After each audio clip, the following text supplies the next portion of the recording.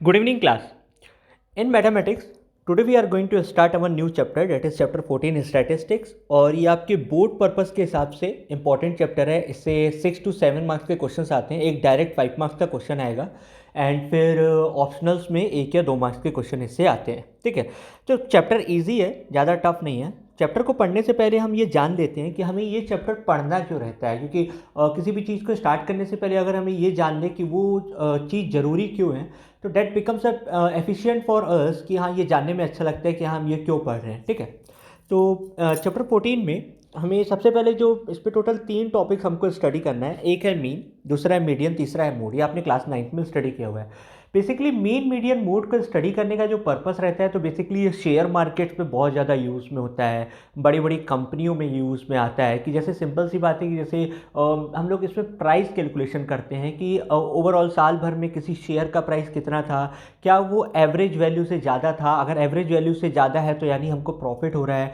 Average value से कम है तो यानी हमको लॉस हो रहा है. तो इन सब केसेस में इसका बहुत ही ज़्यादा यूज़ आता है. ठीक है, तो सबसे पहला जो हमारा टॉपिक है मीन. तो मीन को हम लोग जो निकालते हैं, मीन को जो हम लोग डिनोट करते हैं वो एक्स बार की तरह से डिनोट करते हैं. Mean is denoted as X bar.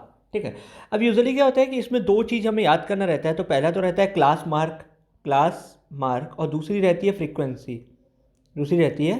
Frequency. तो क्लास मार्क को हम हमेशा एक्स आई से डिनोट करते हैं और फ्रीक्वेंसी को हमेशा एफ आई से डिनोट करते हैं. यानी सिंपल सी बात है कि मान लो कि 4 कंपनियां हैं. मान लो मारुति हो गई, सुजुकी हो गई, ठीक है, ह्यूंडई हो गई एंड मान लो किया हो गई. ठीक है, तो हमको ये निकालना था कि इसने जनवरी में कितना सेल किया. मान लो इसने मारुति ने जनवरी में 100 कार का सेल किया, फरवरी में इसने 50 कार का सेल किया. ऐसे ही डिफरेंट डिफरेंट हम लोग कैलकुलेट करते रहते हैं. तो ये सब क्या है, ये सब इसके फ्रीक्वेंसी क्लास मार्क है. क्या है, क्लास मार्क है. और टोटल फ्रीक्वेंसी कितनी है, 4 कंपनियां हैं, तो ये फ्रीक्वेंसी कहलाता है कि हर मंथ में कितना सेल किया, कैसे हुआ, डिफरेंट डिफरेंट. तो हमको उस वे पे क्या करना रहता है, इसको कैलकुलेट करना रहता है. तो जो मीन निकालने का तरीका रहता है, तो जैसे यहाँ पे लिखा हुआ है mean of group data. The mean of observation, as we know, in the sum is the sum of the values of all the observation divided by the total number of observations. तो total number of, जैसे यहाँ पे अगर आप calculate करो तो mean निकालने का जो फॉर्मूला है वो है f1x1 प्लस f2x2, यानी फ्रीक्वेंसी और क्लास मार्क को मल्टीप्लाई कराओ. पहले क्या करो, फ्रीक्वेंसी और क्लास मार्क को मल्टीप्लाई करके सबको ऐड करते जाओ, divided by total frequency. Total कितना था, ठीक है, टोटल फ्रीक्वेंसी से क्या करो, डिवाइड कराओ. तो इसको आसान से लिखने के लिए हम लोग कभी कभी ऐसे लिखते हैं, समीशन क्या डिनोट करता है कि सबका सम हो रहा है. क्या हो रहा है, सबका सम हो रहा है इंडिविजुअली. कि f1x1, तो हम इसको लिख देते हैं fi(xi), जहाँ पे i की वैल्यू 1 से लेकर के कहीं तक भी जा सकती है.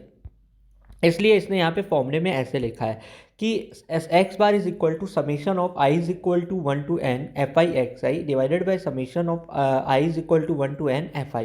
तो इस बेसिस पे हमको क्या करना रहता है, कैलकुलेट करना रहता है एक्स बार को. ठीक है, तो ये एक फॉर्मूला है जिसे मीन निकालना है. अब कुल मिलाकर के मीन निकालने के टोटल 3 फॉर्मूले हैं. पहला है डायरेक्ट मेथड, दूसरा है एज्यूम मीन मेथड और तीसरा है स्टेप डेविएशन मेथड.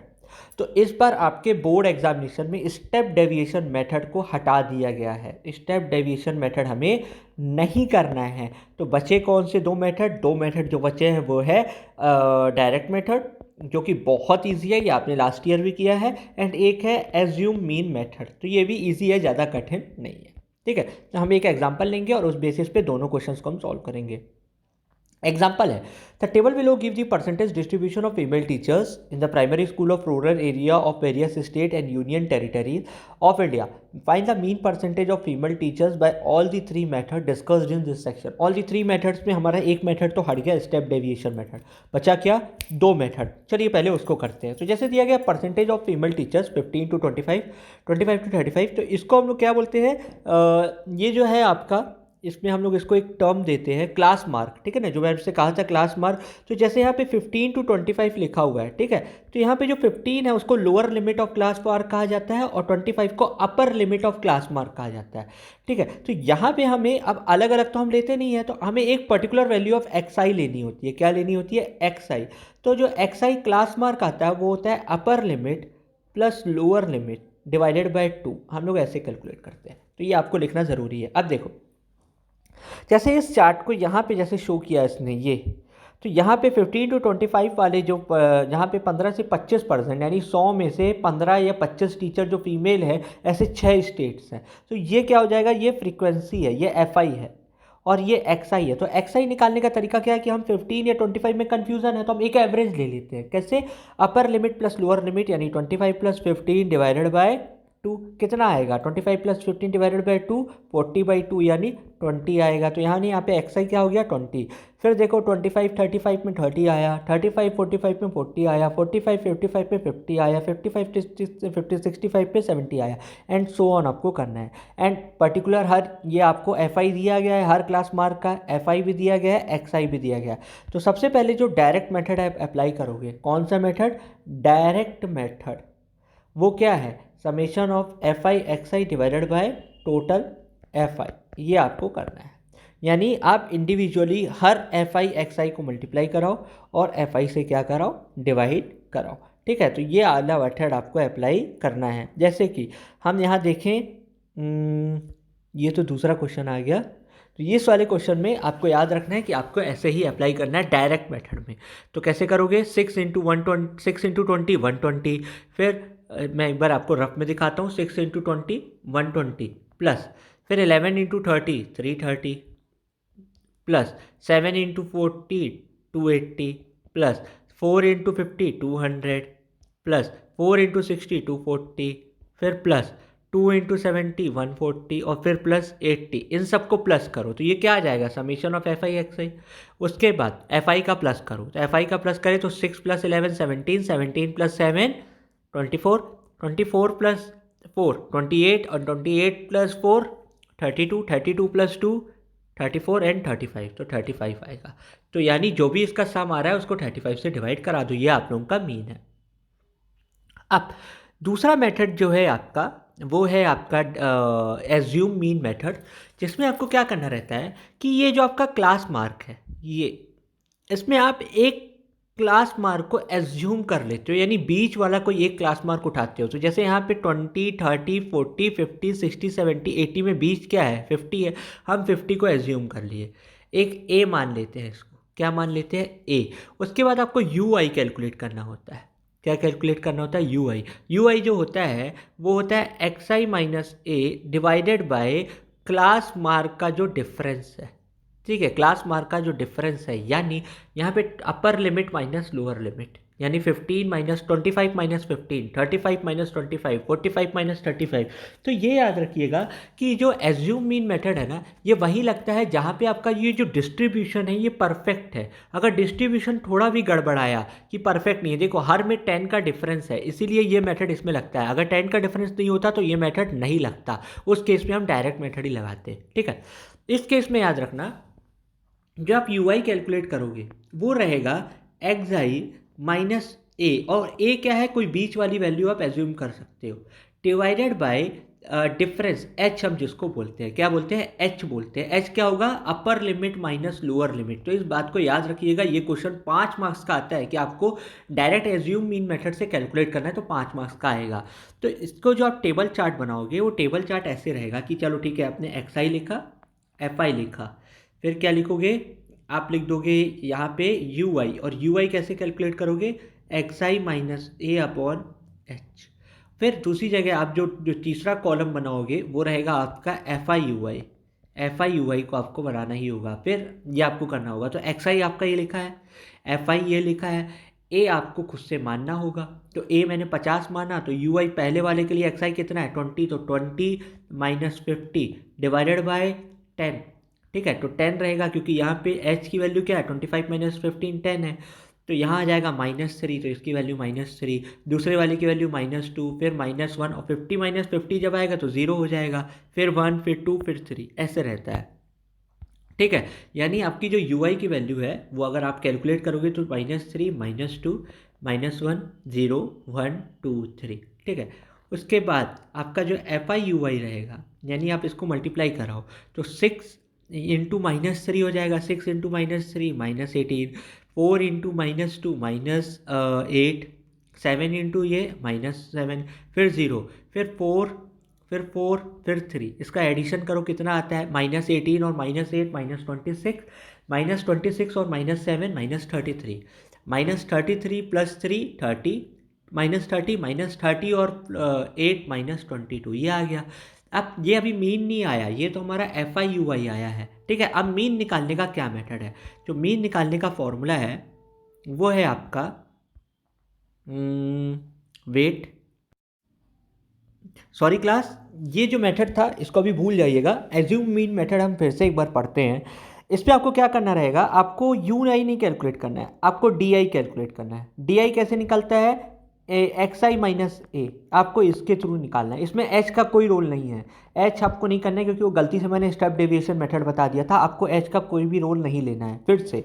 तो एक डायरेक्ट मेथड आपको क्लियर है। एज्यूम मीन मेथड में क्या करना है, आप DI कैलकुलेट करोगे, यानी आपके पास XI लिखा है, FI लिखा है, थर्ड कॉलम में DI कैलकुलेट करोगे जो कि रहता है XI - A। तो आपका जो दूसरा कॉलम बनेगा वो ऐसे बनेगा, यानी आप DI यहाँ लिखोगे और फिर यहाँ पे FI/DI लिखोगे, ठीक है। तो DI कितना हो जाएगा, 20 - 50, क्योंकि A मेरा 50 है तो -30, फिर -20 -10 0 10 20 30।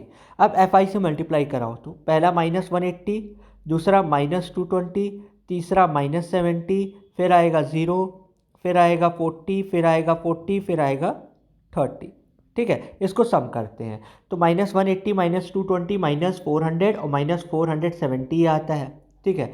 -470 में ये 40 + 70 काट देगा इसको, तो -400 और ये -360 आएगा। कितना आया? समीशन ऑफ FI/DI क्या आया? -360, ठीक है। अब आपको क्या करना है, जो आपका मीन रहेगा वो रहता है A + summation of FI/DI divided by summation of FI, ठीक है। तो A की वैल्यू तो 50 है, FI/DI कितना आया? -360। FI कितना आ रहा है पहले एक बार वो कैलकुलेट करते हैं फिर से। 6 और 11 17, 17 और 7 24, 24 और 4 28 एंड 32, 32 एंड 34 35 आ रहा है, ठीक है। ये 35 आ रहा है, इसको इससे डिवाइड करा दें एंड इसके साथ प्लस करा देना, तो जो वो आपका क्या आ जाएगा? मीन आ जाएगा। तो जो आपने डायरेक्ट मेथड से मीन कैलकुलेट किया था और इस मेथड से कैलकुलेट किए हो, दोनों बिल्कुल सेम आएगा, बिल्कुल आंसर नहीं चेंज होगा। तो ये याद रखना, आपका आंसर सेम ही आना चाहिए, ठीक है। तो ऐसे ही आपको एक और एग्जांपल दिया गया है, ये वाला है class interval number of students वाला।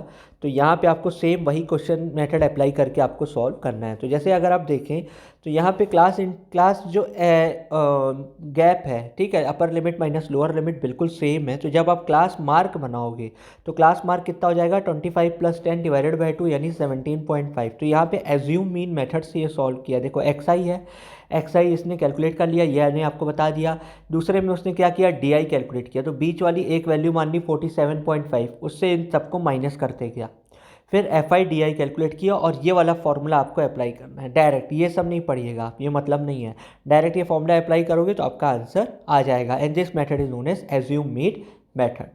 तो एक्सरसाइज में यदि आप आए तो ऐसे बहुत सारे आपको क्वेश्चंस दिए गए हैं। यूजिंग एन अप्रोप्रिएट, जैसे आप लोगों को दिया गया फर्स्ट क्वेश्चन में, a survey was conducted by a group of student as a part of their environment awareness program in which they collected the following data regarding the number of plants. Find the mean number of plants per house. Which method do you use for finding the? तो इसमें आप simple method कोई भी apply कर सकते हो। अब देखो, दोनों मेथड में कोई भी लग सकता है क्योंकि यहाँ पे क्लास इंटरवल बिल्कुल परफेक्ट है, ठीक है। दो का गैप है, तो आप एज्यूम मीन मेथड भी लगा सकते हो या डायरेक्ट लगा सकते हो। तो अगर मैं XI कैलकुलेट करूँ तो 2 + 0 divided by 2 1, 4 + 2 divided by 2 3, 6 + 4 divided by 2 5। तो ऐसे ही इसका 7, उसके 10 + 8 का 9, 11 एंड 30। FI कितना है? नंबर ऑफ हाउसेस 1, इस 1 वाले का 1 2 1 5 6 2 3। तो इन दोनों को मल्टीप्लाई कराओगे वो कितना आ जाएगा? 1 6 5 35 54 22 39। इन सबको प्लस कर दो, जो भी प्लस आए उसको समीशन ऑफ एफ आई से डिवाइड करा दो, इन सबको प्लस करके इससे डिवाइड करा दो तो आपका आंसर आ जाएगा। ठीक है, ऐसे ही आपको दूसरा क्वेश्चन भी करना है, तीसरा भी सेम है। तीसरे में आपको फ्रीक्वेंसी कैलकुलेट करना है, मीन आपको दिया गया है। ठीक है, तो मेरे ख्याल से इसमें डायरेक्ट मेथड लगाना, ठीक है ना, कोई दूसरा मेथड मत लगाना, सेम वही आपको करना है, कुछ डिफरेंट नहीं करना है, वो आपको डायरेक्टली वैसे ही करना है। एंड आपको इसमें सारे क्वेश्चन लगभग ऐसे ही करने होंगे, बट एक भी चीज़ याद रखिएगा, आपको स्टेप डेविएशन मेथड अप्लाई नहीं करना है। ठीक है, तो आज हमने एक्सरसाइज 14.1 सॉल्व किया है, इसके कुछ सॉल्यूशंस मैं आपको सेंड कर देता हूँ इसी के साथ। एंड बट ट्राई कर, नेक्स्ट क्लास में हम लोग अपना आगे वाला जो है मीडियन और मूड वो भी ट्राई करेंगे सॉल्व करने के लिए कि कंप्लीट कर लें। और साथ ही साथ इसमें आपका एक्सरसाइज 14.4 वो भी कट गया है, तो इसको आप लोग थोड़ा ध्यान से करिएगा, स्कोरिंग चैप्टर है तो इसमें आपको डाउट नहीं होना चाहिए। ठीक है, till then class take care and study well.